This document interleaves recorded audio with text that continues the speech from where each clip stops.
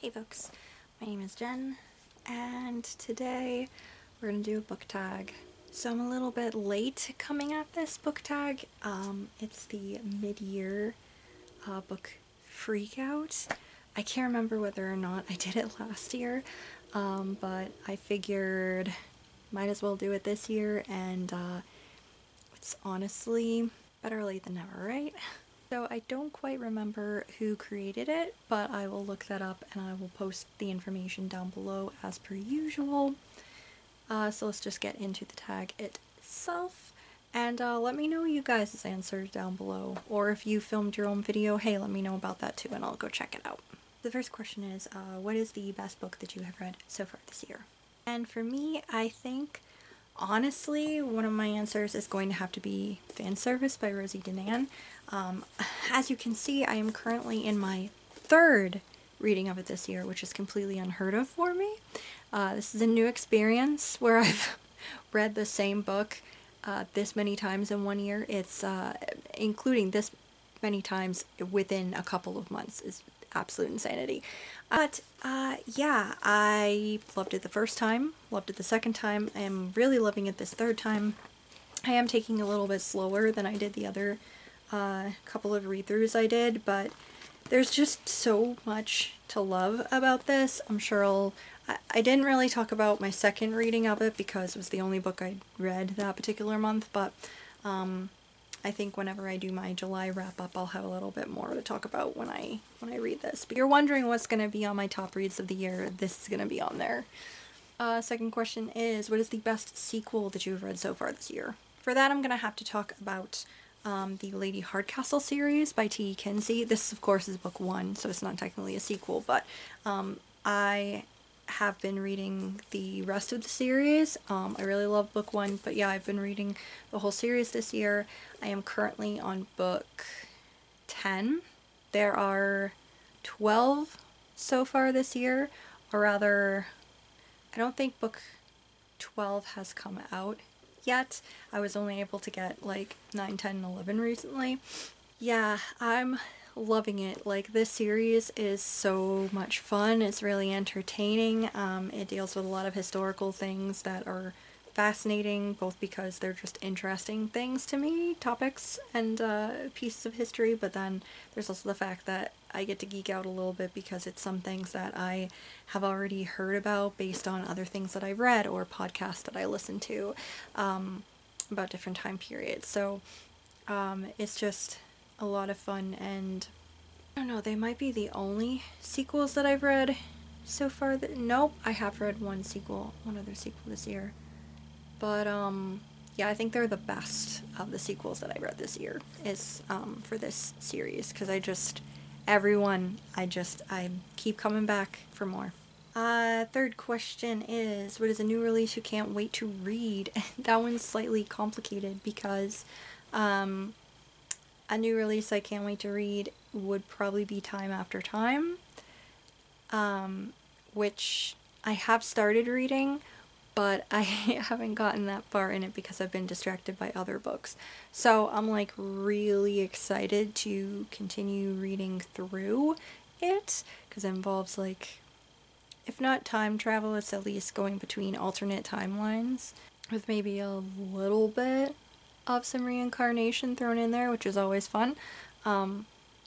So yeah, I really want to continue through it, but it's also like I have so many other things that are distracting me, so maybe it's a weird answer for that because I do have it and I am partway through it, but I keep reading other things first instead. I don't know, but that's probably the closest I can get really to that answer. Question 4 is, what was your biggest disappointment so far this year?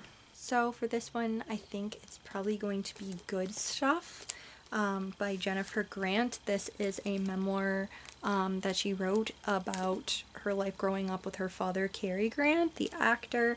I was looking forward to this book because I really love a lot of I haven't seen every movie that he was in, but I have seen quite a few of them.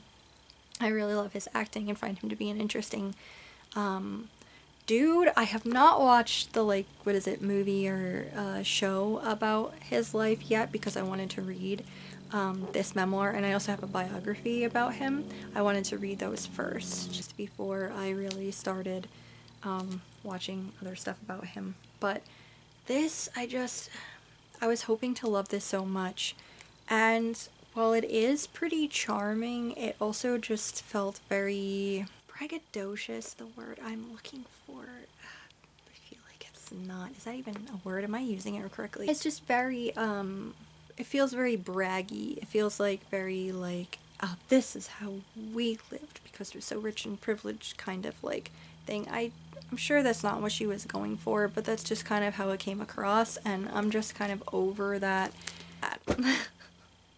sentiment right now, I guess. So I didn't really enjoy it as much as I had hoped that I would enjoy it, I guess.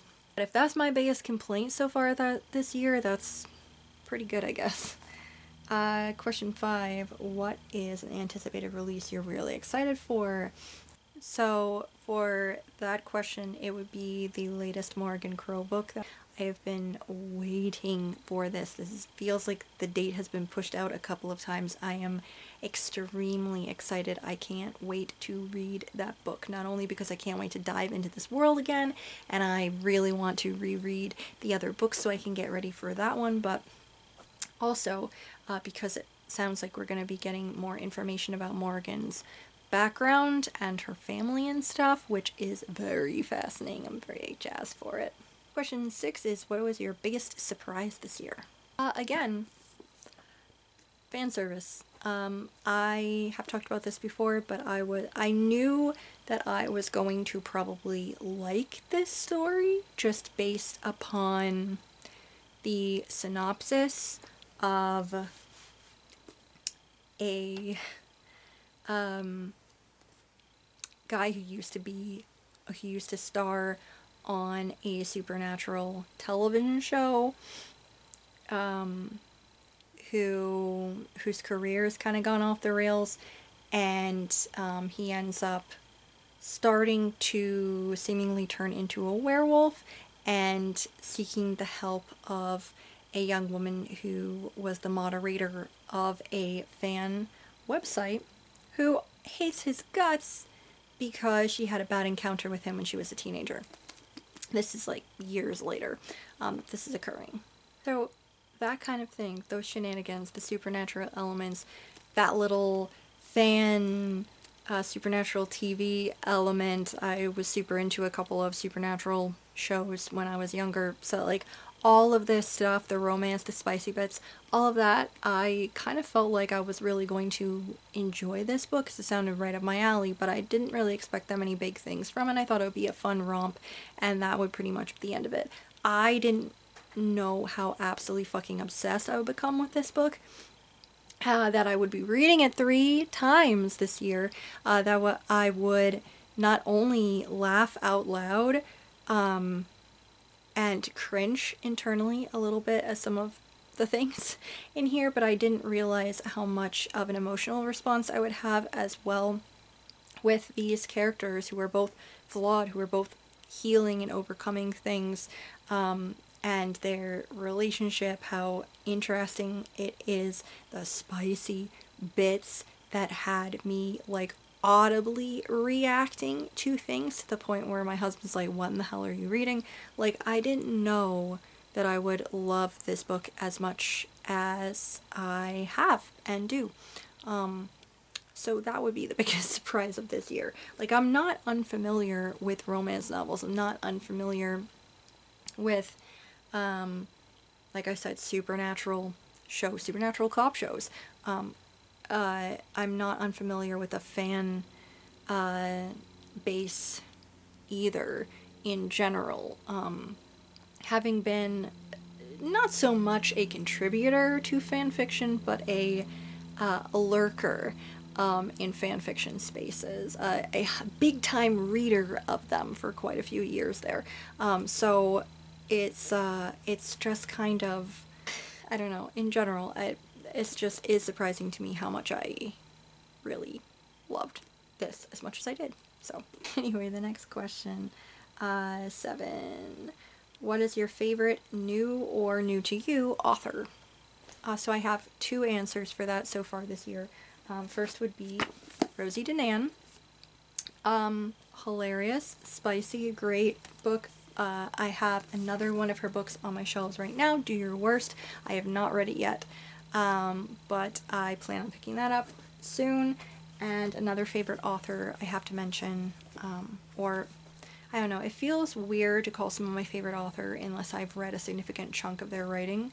So, but these are people that I'm looking out for. Like, I'm keeping my eye out for them. Like, this was very good. And then also Martha Wells, who writes the Murderbot series, or the Murderbot Diaries, rather. I read the first book, All Systems Red, a couple of months ago, and I freaking loved it. And this is exactly right up my alley for sci-fi. It's not that long, it's not an information dump, but it's not very vague either. It's the perfect balance of those two, and it's darkly funny and very interesting. It's created a world that I want to dive deeper into, which is all I can really ask for in a sci-fi. Really like this and can't wait to seek out the other books in the series because hell yeah, I want to continue with Murderbot. Question 8. Who's your new fictional crush? To be completely honest, I don't know if I really have a new one so far this year. I'm currently doing a reread of Fellowship of the Ring right now, and I just reminding me again that I love Aragorn with my whole heart and soul. But I don't know, I guess we could say Devon Ashwood from this book, although I don't know. I will say him a little bit because of him being him, but also him in another sense because he reminds me of an actor and character from a series that I liked when I was younger, so partially that too, but I guess that's the closest I could say to a new fictional crush, because like I said, I really haven't felt any of that so far this year. Question 9. Who's your new favorite character? Okay, hands down, it would have to be Flo and Lady Hardcastle from the Lady Hardcastle series. I absolutely love the two of them, and I was introduced to them in December of last year when I first listened to a couple of audiobooks of these books, and I really enjoyed them then, but having dived deeper into the series over these months, over the past couple of months, I will say I love Florence and Lady Hardcastle. They're fantastic. I want to watch a TV series of them, to be completely honest. Like, I need that. Question 10 is, what book has made you cry this year? So that could be none other than Ephemera by Sierra de Mulder. This is a book of poetry that I read back in like January. This hit so fucking hard. Just raw, emotional. I fucking sobbed reading this because this is a poetry book. I think I said it in my review back then, but I really love poetry, and I love writing it, I love reading it, and I can find a lot to love in a lot of books of poetry, whether it's beautiful lines, or just the poem in general, the messaging behind it. There's a lot to love about it, and I can kind of feel with the writer, I guess, for a lot of poetry, even if I can't 100% relate all of the time. I can kind of get a sense of what's going on in the poem or feel some type of way about it. It hits you emotionally in different ways. Like, some poems will hit you like a punch in the gut. This, I think, is the first book of poetry in a long while that has made me feel 100% seen. And that was really fucking hard to deal with. I do want to reread this book of poetry again. It will probably be a little bit before I tap back into it, just because of the emotional rawness of it and the way I connected with it, but just absolutely beautiful. Absolutely beautiful. Question 11 is, what book made you really happy this year? I've got a couple answers to that. I'd say fan service obviously made me happy because, again, I've read it 3 fucking times at this point. I've read the visual history of Back to the Future fairly recently, and that made me very happy and also led to me rewatching my favorite movies of all time, and that was just great in general. And I loved it. Heartstopper, that I read back in January as well. I really loved the graphic novel. I have watched the corresponding amount of episodes of the show so far, but I haven't gotten any further because I don't want to spoil myself before I read any more of the graphic novels, so I will have to seek out more of the volumes at some point soon. That made me really happy. It's so fucking cute. It's so cute, and I loved the art too. It's very simplistic, but the emotions that are conveyed through it just it's really well done. And I guess Pride and Prejudice. I did a reread of that fairly recently, and I had such a good time diving back into Lizzie and Darcy's epic love story. Question 12. What is the most beautiful book you bought this year? Well, an easy answer to that, and of course I can't find it. I actually spent a little bit of time rummaging around through my art house. The book mess is real right now. Of course I can't freaking find my copy, so I'll have to put up like a picture or something so you can see it. But it's Watermoon, which I read. When did I read that? Was that January, February? Yeah, it's a fantasy novel that just came out this year, and it was a really good book. I will say I didn't love it as much as I thought I was going to, but I did still really enjoy it. I found it to be the world was very interesting, and it's very pretty, and the book itself is absolutely gorgeous. Like, beautiful. And then the last question is, what does your TBR look like for the rest of the year? My TBR for the my TBR for the rest of the year is honestly quite overwhelming. I had some challenge books that I had myself very much wanting to read at the start of this year. When I found out about the banned book and challenged book challenge that MJ from Reading This Life was doing over on Storygraph, and I input all of my books I was going to read for it, and so far I think I've read 3, 4 of them, something like that, and I have not I haven't gotten through most of the others, which is very overwhelming at this juncture. And July, almost getting on towards the end of July, very overwhelming. And of course most of the books that I haven't gotten to are very kind of heavy reads, are more heavier topics. I still have Lady Chatterley's Lover that I'm partway through that I haven't quite finished reading yet, and that's not really heavy necessarily. But then you get Anne Frank's Diary that I need to read, and The Hate You Give that I finally need to pick up, and diving into Fahrenheit 451, which gave me anxiety the first time I read it, and I also want to reread it. And then we also have The Kite Runner and The Bluest Eye, and what else? Lolita. Yeah, and a couple of others that are also on my list of things that I really need to get through by the end of the year. And it's just very very important topics, but also very heavy reading. I don't really want to make excuses, but it has been just a rough time to be living in. Well, it's a rough time to be living in this fucking country right now, but it's a rough time to be living in my brain.